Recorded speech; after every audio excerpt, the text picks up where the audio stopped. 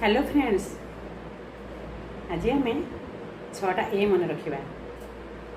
A for accept. सब परिस्थिति को सब जहाँ आपण आखपाखे अच्छी एक्सेप्ट कर नियंतु। देखिए खुशी लगे। A for Assam. असम देखो केते सुंदर, सबकि सुंदर।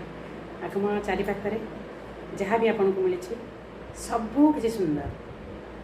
देखिए आपण खुशी रहे। A for attitude. जहाँ आपण करुँच अंतिम रिजल्ट न आसा पर्यंत आपण से एटीट्यूड काम करूँ, छाड़तु।